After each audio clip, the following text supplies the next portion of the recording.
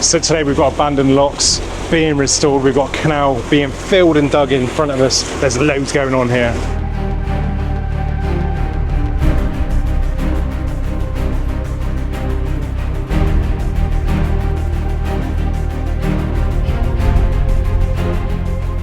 I'm in Dock Lock. This is on the Cotswold Canals. It's actually the Stroud Water, which is the first part of the Cotswold Canals. And the Trust of today have allowed me access to all of this because this is all being rewatered.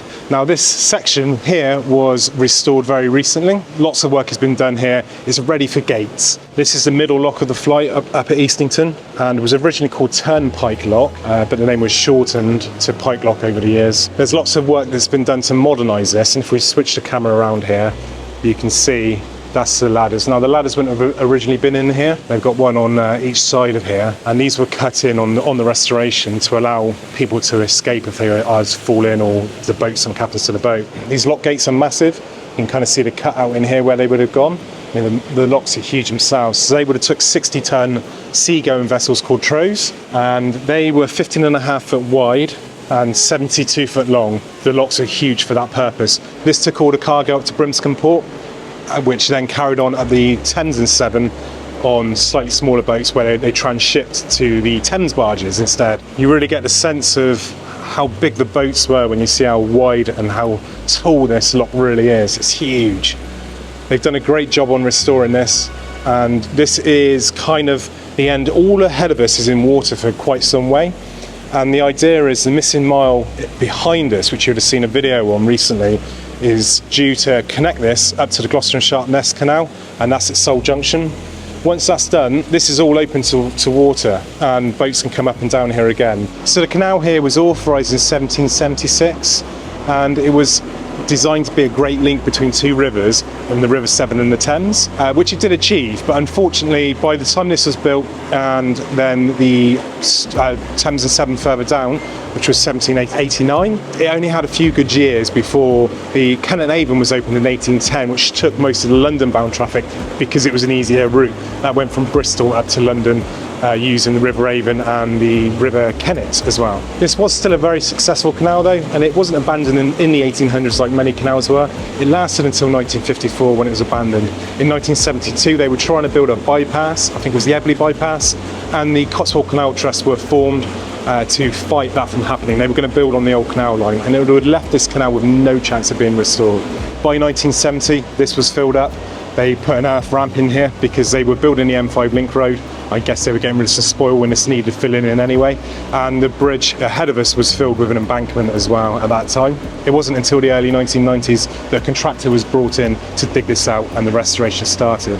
So ahead we've got Pike Bridge. In 1924 this was actually widened, and they kind of removed some of the hump in it and stuff as well without impeding the traffic below, because the canal was still open at this point, although not sort of used that much. Again in the 70s, like I say, it was replaced by an embankment, and this bridge was then built in 2005 when all the works here were being done. And if you look closely on this, if we go across to this side, you can see the old bridge abutment there, and on this side it's possibly a little bit more clear.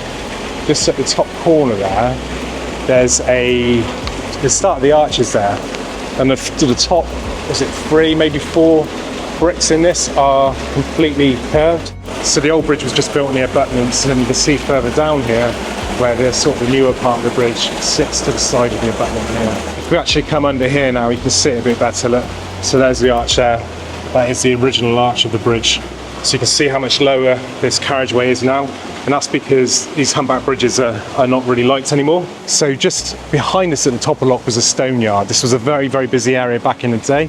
And then there were several more wharfs down below, which we get to. The first one being here though, which is the original Albert Wharf, and this is now the depot for the Cotswold Canal Trust for all the works going on down here. And it was used in the 1830s and 1840s, and they think it's named after Queen Victoria's consorts. So this is all the exciting bit that's happening just here. So as I said, just ahead of us is the missing mile, and this is a major project for the canal and has been in the works for ages. It recently got planning permission, and they need to link this section onto it basically. So this is the section between Pike Lock behind us and Dock Lock up ahead, and this has all been cleared, All the growth has been done. You can see they profiled the edges and stuff. There's still bits and pieces of work being done here at the moment, but it's largely ready to go. There was a ceremony in the week where they put the first plank in. That's actually been removed just while they finished the last few bits and pieces off up here. So my name's Peter Savage and I work for the Gloucestershire Wildlife Trust on the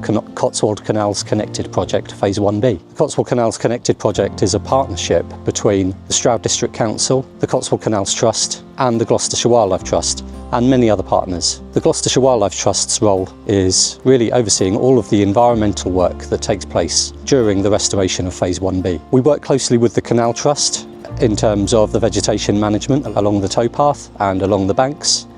We really value the reedy and herby fringes along the towpath. We think that they are wonderful places for wildlife, providing pollen, food, shelter, and also a really lovely corridor for wildlife to move up and down the canal. I really wanted to get in this section before it becomes full, because this very soon will not be a possibility. There's only a couple of weeks until this is going to be full up. There is another video coming at that time on this as well. I recorded a bit of a longer video on this section a few months ago now, waiting for this bit to happen. But I really couldn't miss the opportunity to get into here and have a little look. This is quite silted, so I'm in a massive pair of waders. But just here, look, you've got the spillway here.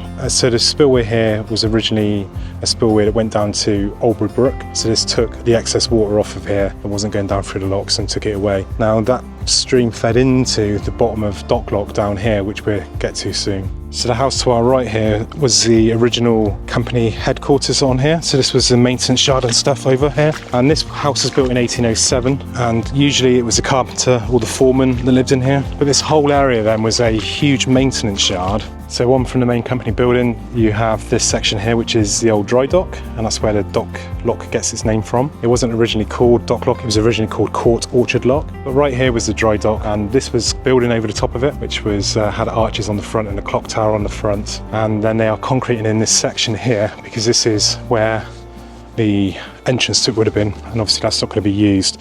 You can see down in there now, they've got all the rebar. That's ready for concreting.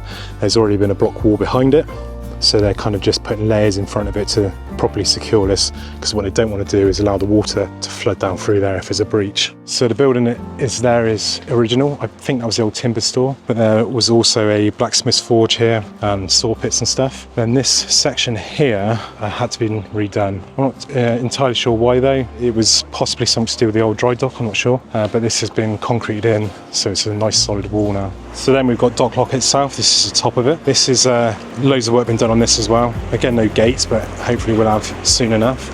The gates for these are really expensive because they're so big, and you're normally talking about, I think, around £30,000 for a lock gate, but these ones are sort of over 100, I believe. 3 years ago when I joined the project, this area of canal was very, very overgrown.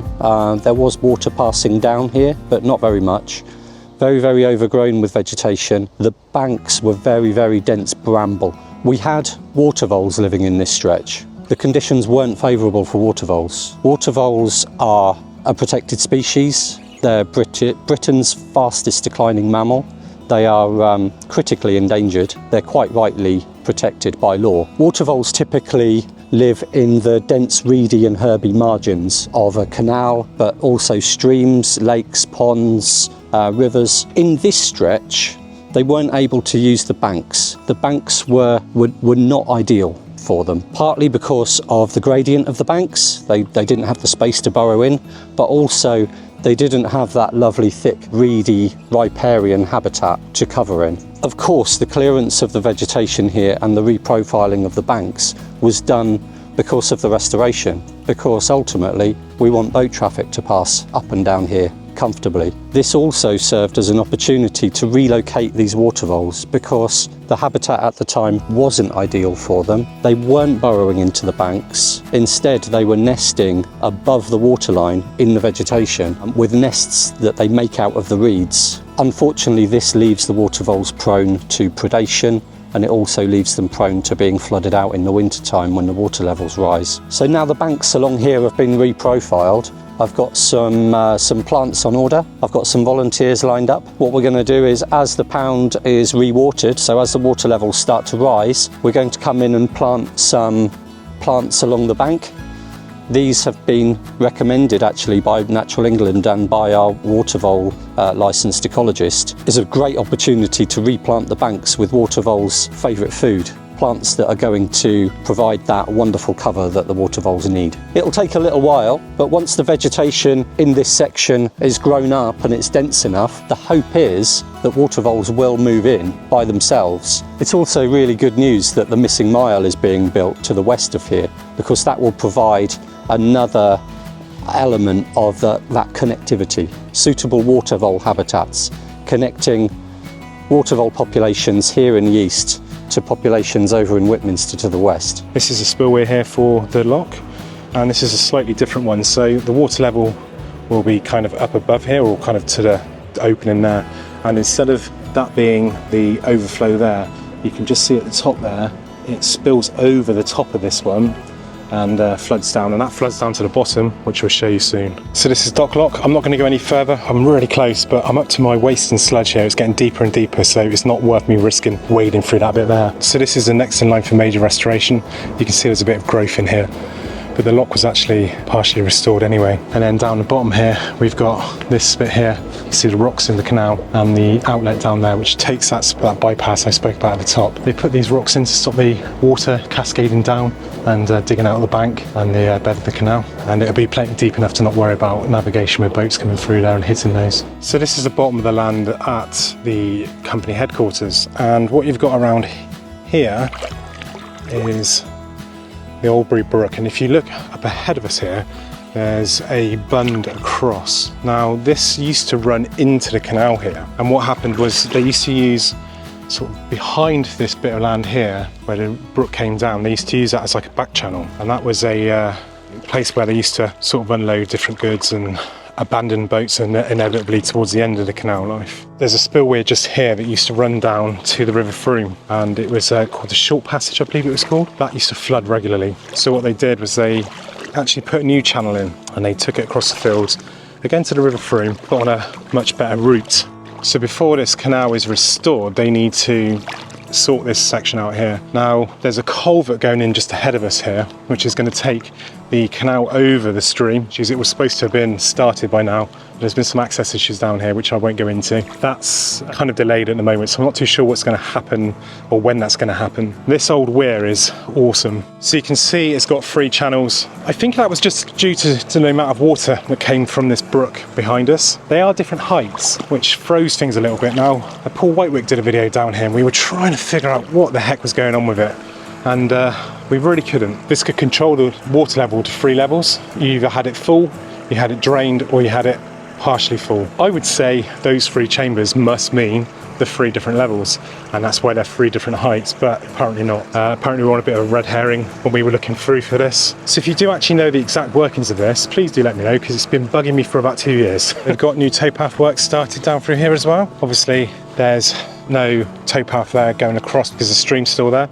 It needs to be culverted before they can carry that on, but that does allow access across to this site, hopefully all the time rather than when someone allows it. So that's John Robertson Lock. It used to be called Westfield Lock, but it's been named after a guy who left a load of money to it. And the culvert, as you can see, the canal's here, so the culvert is going to be just in here, and that will take an aqueduct type culvert over the stream, and the canal will go into the end of the lock just there. This has been a major project of the Waterway Recoveries Group. They've done loads of work camps down here, and they were due to have 3 weeks down here now as well, but due to the access issues they can't. So they can't get the big equipment down here, the diggers and the dumpers and stuff, to move all the heavy stuff, and they're at coping stone height here now, which you can see they've got a string line across the top there.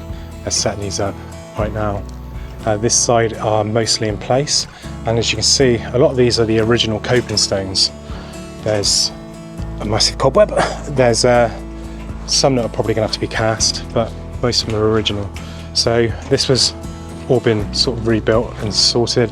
The bridge is in a good order. This was took a good maybe a year to dig out, 6 months to a year. They were digging from the top here originally, then they kind of got into it and then dug that end out. And then as they dug that end out, they started to then work from this side with a smaller digger and pull stuff out through what was left. It's very impressive what they did here. And this is then the first part of the missing mile.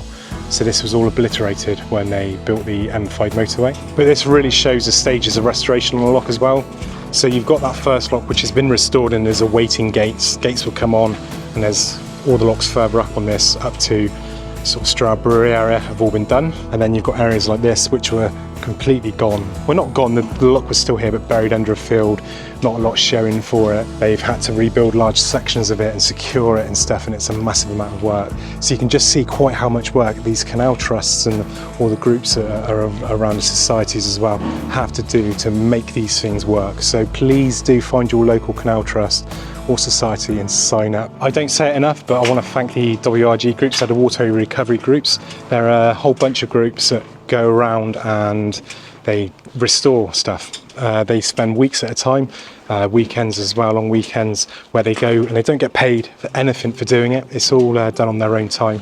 All that the Canal Trust do is pay for them for somewhere to stay, basically. They feed themselves and everything as well.